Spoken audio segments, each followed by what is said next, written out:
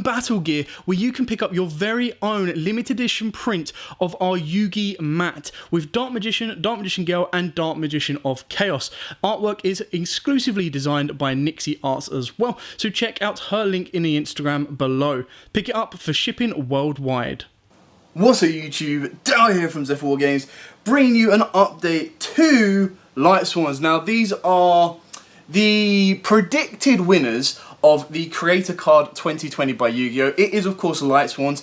This is Chaos Swans, so this all revolves around Lightsworns, excavating, putting lights and darks in the graveyards, banishing them, bring out your big boss monsters, utilising the new Chaos Ruler, because it should have technically been the effect that the Judgment Dragon had.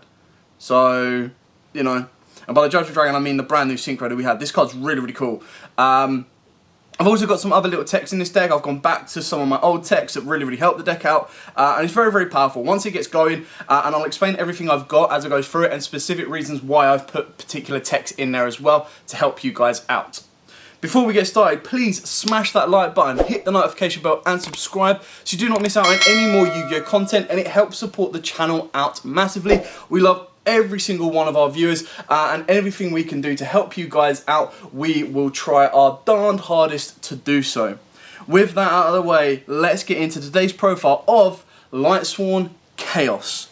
Now, pretty standard in a Lightsworn matchup, so this is also what you would need to pick up. So if the new card, for example, if Snow was to ever come off the list, this deck will go up in price a little bit. If the new card, if it gets a new card, this deck will go up in price. So certainly if you want to build this now or invest into something now, this is a very good potential deck to do so. So you start off with triple Ride and Hand of the Lightsworn. This is your main Lightsworn monster, which is why you play him at 3. He is a warrior, so he's searchable with Rota.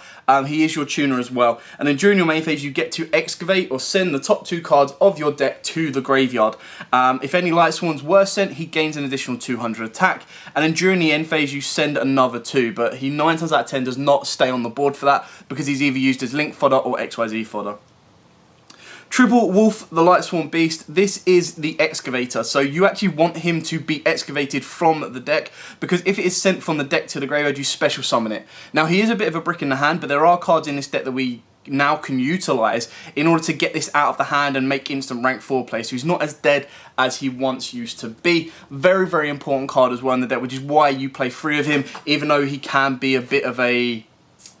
Not a massive Brit, but he can be a bit of a holdback. Like if you open up multiples of these with no ways of getting them out, you've got 3 or 4 dead cards. So you want to keep this guy in the deck as best as you possibly can.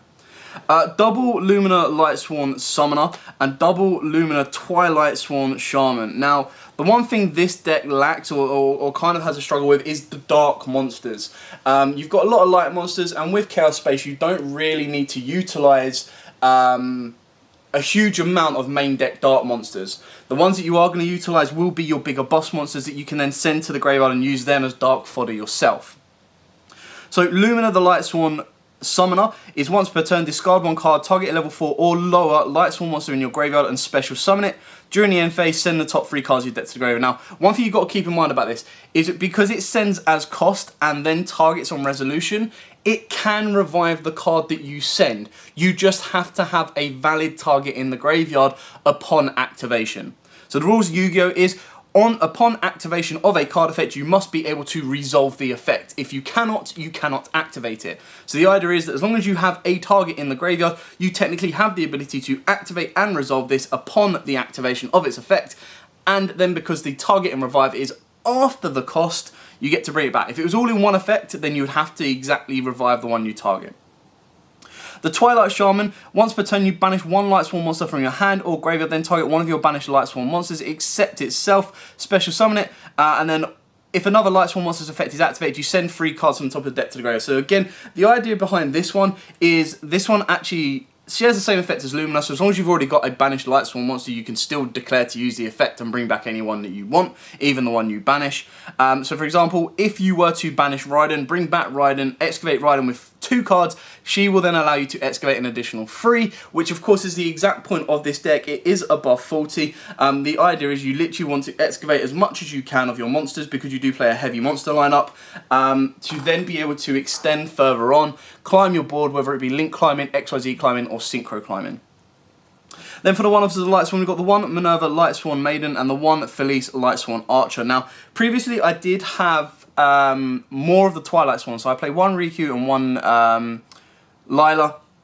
I've taken them out because their effects weren't that great. They were only being used as dark fodder, whereas now that we've put in more chaos monsters, the dark fodder is pretty easy to come by. Like, it's not the end of the world, because if you send one of your big boss monsters,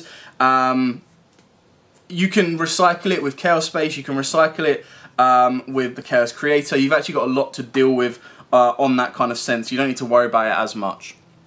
Then of course we've got the one Trick Clown. Basically an honorary Lightsworn. If it gets sent to the graveyard, you pay 1,000, bring it back, so it gives you rank 4 plays, level 8 synchros. Now a card I like to play, and not a lot of people like to play, which is completely understandable, is Triple Goblinberg. The reason I play the Goblinberg is purely because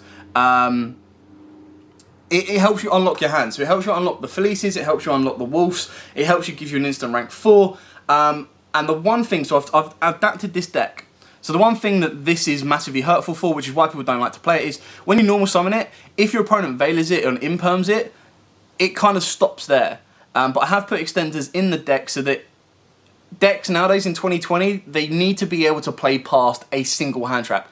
If you can't play past a single hand trap, you're in a bit of trouble. So you need to start looking for extenders that you can open up, that you can draw into, that you can search into, that are going to allow you to play past a certain hand trap.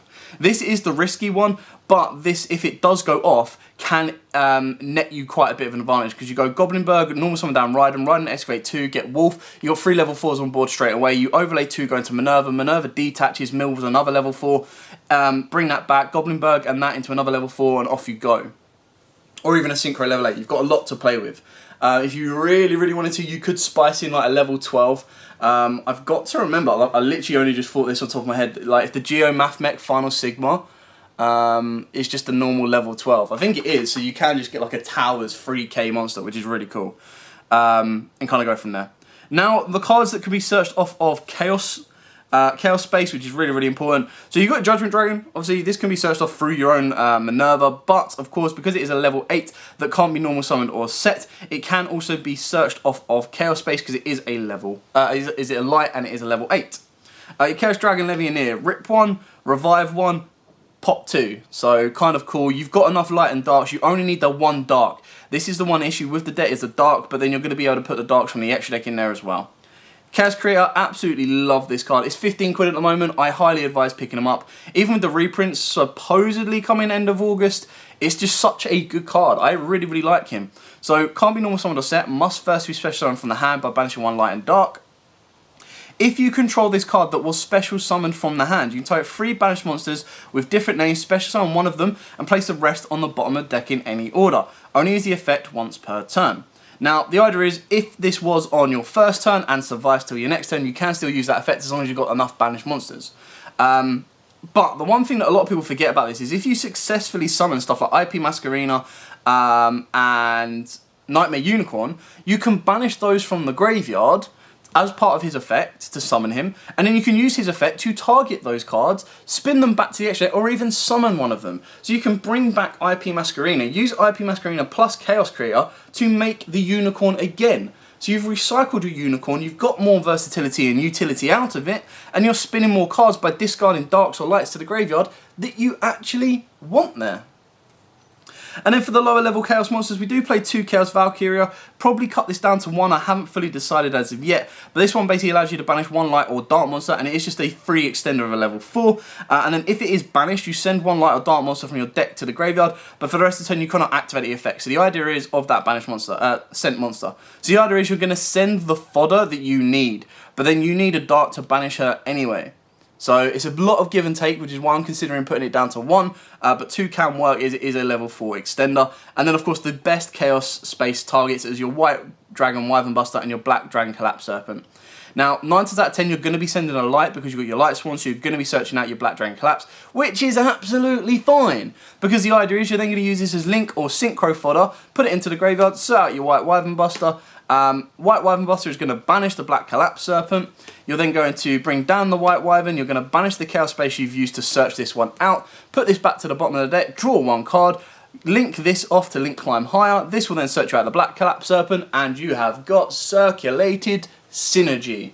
Beautiful, works insanely well, and I love playing this in my Thunder Dragon cores as well, so really, really cool. The last two tech cards that I've put back into the deck, just to add darks to the deck as well, is the Phantom Knights of Silent Boots and the Phantom Knights of Ancient Cloak. Now, in one of my previous builds, I did make the mistake that the Phantom Knights can only search out the Phantom Knights, so it can't search out Fogblade, but it can search you out the Trap.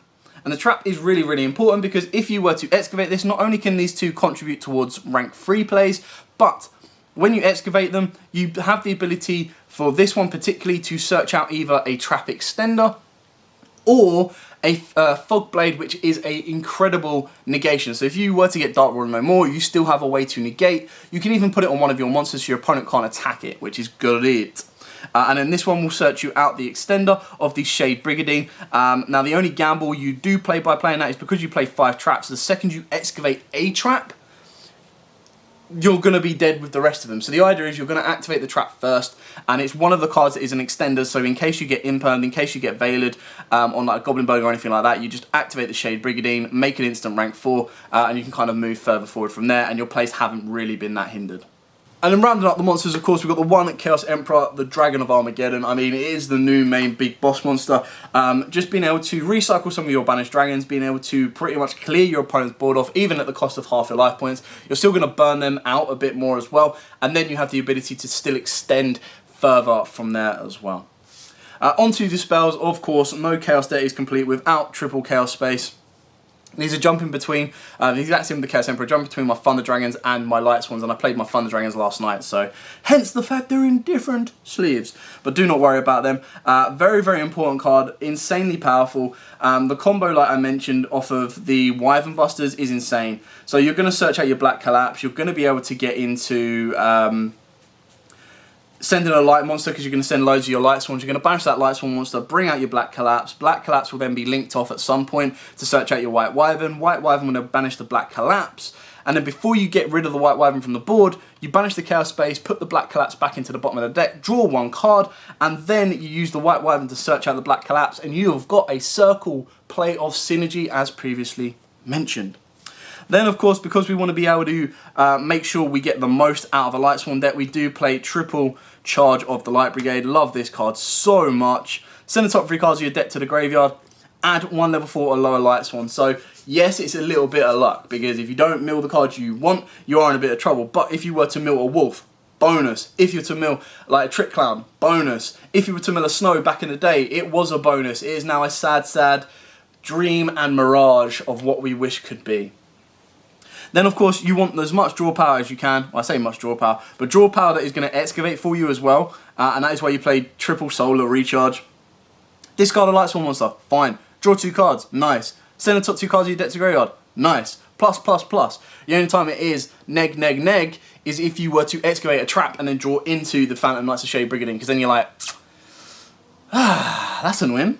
Not that Shade Brigandine dead, but it's just not as live as it could have been. We then got double March of the Dark Brigade. Now, I really, really like this card in this deck specifically. So you target a Lightsworn monster in your graveyard that has a level, add it to your hand, then banish a number of cards from the top of your deck equal to the original level of that monster. Now, the reason this is so important to this deck and like why I want to play it is purely because it allows me to recycle my Lightsworn cards, which is really important, but it also banishes. So if I was to banish 3 because I've recycled a Lumina, or banish 4 because I've recycled a Raiden, I have instantly set up my Chaos Creator plays. So as long as you get 3 monsters, or not even 3 monsters, like at least 1 monster that is good, you then banish 2 from the graveyard, bring out your Chaos Creator. Chaos Creator can then target 3 of those, put them back into the deck, and then summon one of them. So it's like, cool, I've recycled my advantages, I've built up my banish zone.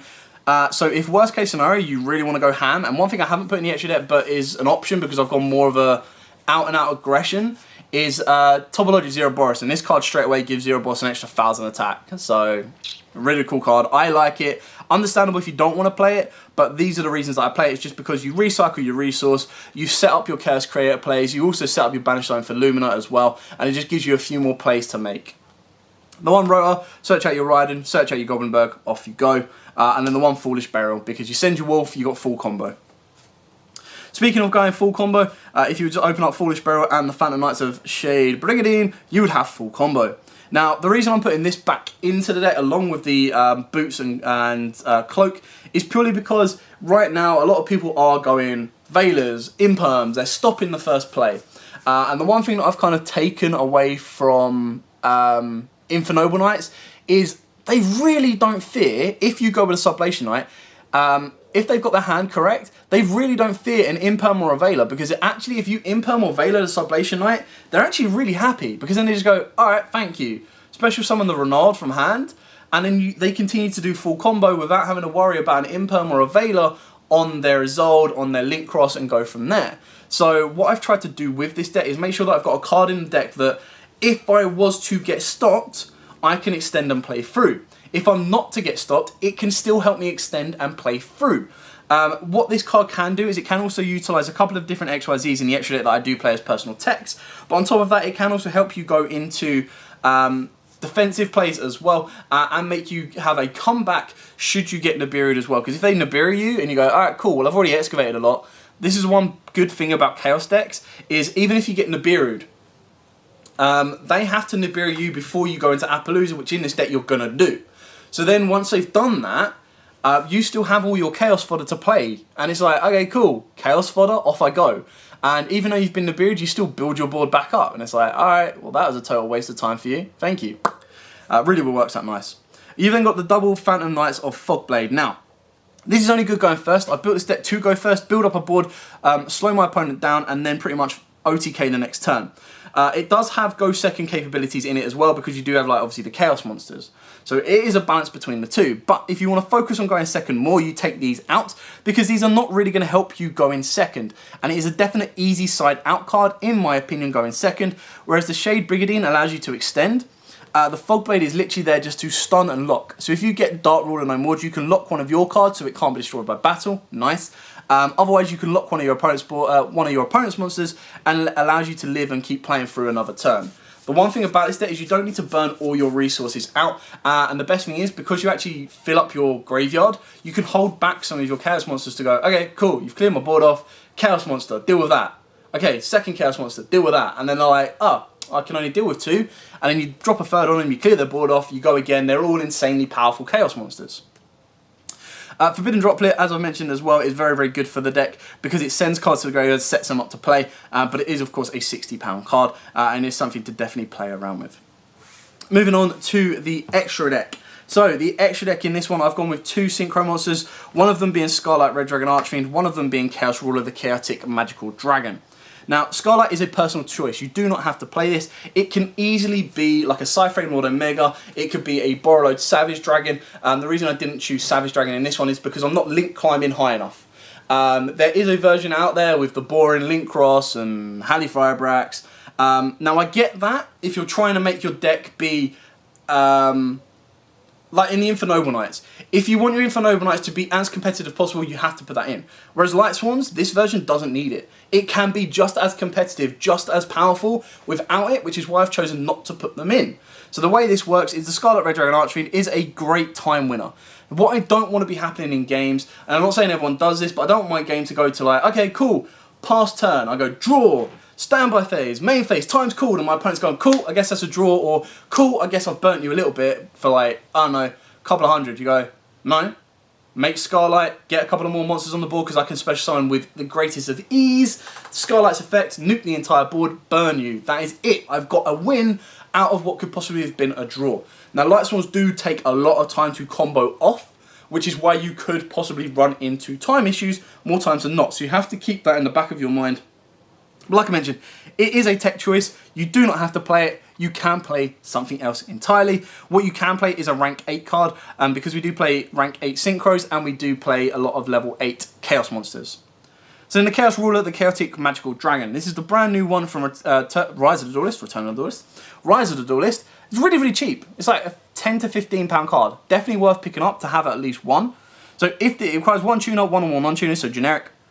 If this card is Synchro summoned, you can excavate the top 5 cards of your deck, and if you do, you add one excavated light or dark monster from your hand, to your hand, sorry. Send the rest of the monsters to the graveyard. The remaining cards to the graveyard. Banish one light and dark monster from your hand and or graveyard, except this card, special summon this card from the graveyard, but banish it when it leaves the field. So you can kind of see where you can make a rank 8, for example, detach this, banish a light and dark, bring him back. It's like, cool. And then make another rank 8, detach, banish a light and dark, bring it back. Boom. Now, it obviously is only a once per turn, but the idea of what I'm trying to say here is, as long as you don't link him off, he won't get banished. So you can just keep looping him around and off you go. Really cool card, looks beautiful, would have loved to have seen this as a prismatic, but in general, very, very good card, and I highly advise everyone picking them up while they're cheap right now. It's a generic nice card. It is going to be specific for certain decks, but just imagine, if Lightsworns do get that brand new card, this is then going to go up in price. It also has the effect that technically the brand new Judgment Dragon, for us in Europe anyway, that we got in Battles of Legend Armageddon, should have had that effect. It should have had an Excavation and a Banish and a Light and Dark, because you know, you then bring the Twilight Swans with the Light Swans together and you're allowed to play further. So that is it for the synchros. We only played 2 of those. For the XYZs, of course, we've got the one, Minerva. No Light Swan deck is complete without Minerva. We've got the one, Abyss Dweller. Shutting off your opponent's graveyard is quite important, but this can easily be a Baguska. This can be any rank 4, like a Dagusta Emerald as well. So it can be anything you really want. I do play the one Time Thief Reader, and I only play it in this build because I do play the Phantom Knights of Shade Brigandine. I just like the ability of making this, bouncing it out to unlock a zone if I need it, bring it back if I don't, rip one from my opponent's top of the deck should I need it, if it's a spell, draw a card, if it's a trap, bounce a card. It just gives me another form of interruption, which I think is really, really cool. And then we've got 2 rank 3s. So you've got the Levineer, the Sea Dragon, and the Dante, the Traveller of Burning Abyss. Dante, mill, simple as. Levineer, really like it in this deck, so a lot of people underestimate this as well. Because it's the Chaos version, you're going to be banishing a lot of your monsters. So, if you were to get both the Lightsworn Lumina and the Twilight Lumina, you make a Levineer. And it's very easy to get both of those on board. Do not underestimate that either. You make the Levineer. Levineer can then detach one, bring back one of the banished cards. Now, keep in mind, by this point, by the point you've made the Levineer, you would have discarded a card. So, for example, let's say we've got a Raiden in the graveyard. We normal summon the Lightsworn Lumina. Lightsworn Lumina discards the Twilight Swan Lumina to bring it back to hand. To bring it back to the board. You then, as long as you have a banished target, so a banished Lightsworn monster, you then banish the Raiden from the graveyard. That will then allow you to use Lumina Twilight's effect to bring back the Raiden. So your board is now Lightsworn Lumina, Twilight Lumina, Raiden, with one Lightsworn banished. Raiden's effect goes off, mill 2. Lumina Twilight Swan's effect goes off, mill 3. You then overlay both the Luminas to go into Levineer. Levineer can then detach a material to bring back that banished Lightsworn monster, which, if it's a wolf, gives you an instant rank 4 or an instant level 8 synchro. Now, I know you're looking at specific cards, but all you need to do was get a Raiden to the graveyard or a Lightsworn monster to the graveyard and a Lightsworn monster banished. Very, very easy to do. All you need to do is get like a chaos space, open up a chaos space, happy days, and move plays further forward. So it's very easy to do, and I think this is a really good card to be playing around with. Then on to the links. So for the link 2s, we've got the one Bujinki Amashima. Now the reason this is important is because, again, it instigates your rank 4 plays and your rank 3 plays. So the idea is, the biggest issue with it is it can't be used as link material. So you have to make sure that it goes to a zone a link monster points to. A zone a link monster points to. So then off of this, we play the IP Masquerena, the Nightmare Phoenix, the Nightmare Cerberus, and the Nightmare Unicorn, because it is a 4-card disruptor. The idea is you want to disrupt your opponent as much as you possibly can. So being able to go IP into any of these, or any of the big boys, will really, really cause them issues. Then, of course, your rank 3s, you've got your Selene. Believe it or not, Lumina, both the Luminas are spellcasters. So being able to go, okay, make Selene with one of them, bring back another one of them. Lumina is not a hard once per turn, so you could use her effect again to bring back another material that was used for Selene. You then use Selene plus the Lumina, and you get to go into your boss monster of Access Code Talker, and you've got your defensive option of Appaloosa. Now, if you're on more of a budget, one thing you can put in to swap out this aggression engine.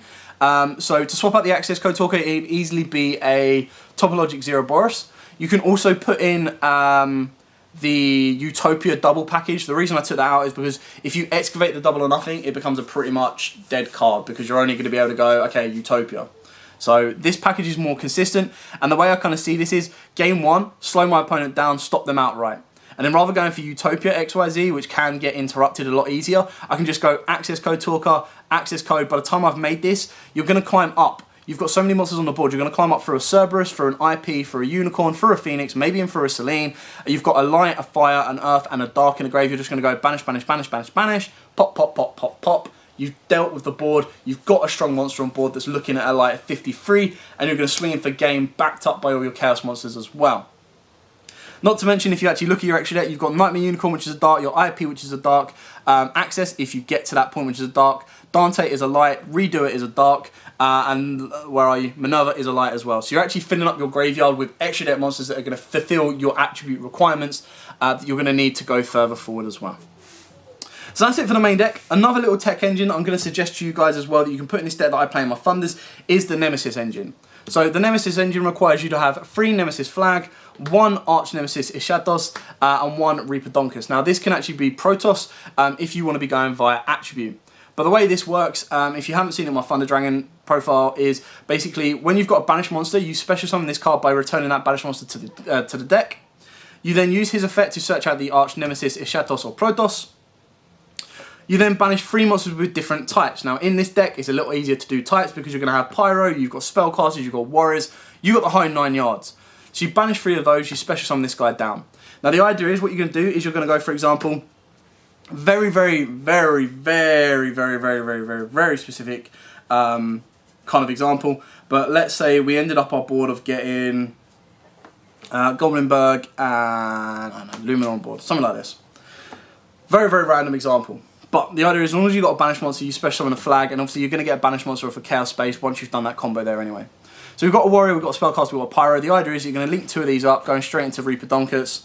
You're then going to banish the Lumina from your board, the flag from the graveyard, the Goblinberg from your graveyard as well. Just bring down your Ishatos, and as long as your Reaper Donkus is pointing to your Ishatos, you can make Reaper Donkus turn this into anything. So if you know what your opponent's playing, great. If you don't, you call what you feel they could be playing. Ishatos will then declare its effect to destroy. It can only, it can't be destroyed by card effect, and it only needs to have a valid target on the board to activate the effect and resolve the effect, so it doesn't need to destroy. Broken. And then this will then lock your opponent out for an entire turn. Now that was off of a very weird example. But if you open up the Ishatos, you're going to be able to go further anyway. And it is a light, so once it does hit the graveyard, you can banish it. And it is a card that can't be normal summoned or set, so you do spin this back with Chaos Space. You can't search it with Chaos Space because it's above a level 8, but you can spin it back into the extra deck as well. And that, ladies and gentlemen, is it for the updated Lightsworn profile. I hope I went into enough detail for you on this. I want to make sure that it is crystal clear why I choose to play it the way that I do. It is entirely open up to interpretation, and you can adapt it, change it, and, you know, make it your own. I just think it's a very powerful deck, and with the fact that it is borderline on the fact that it could possibly win this vote, it's also a deck very worth investing in right now if you can find all the bits cheap enough as well. But for now, thank you so much for watching. Don't forget to like, comment, subscribe, share. Until next time, guys, as absolutely always, happy dueling.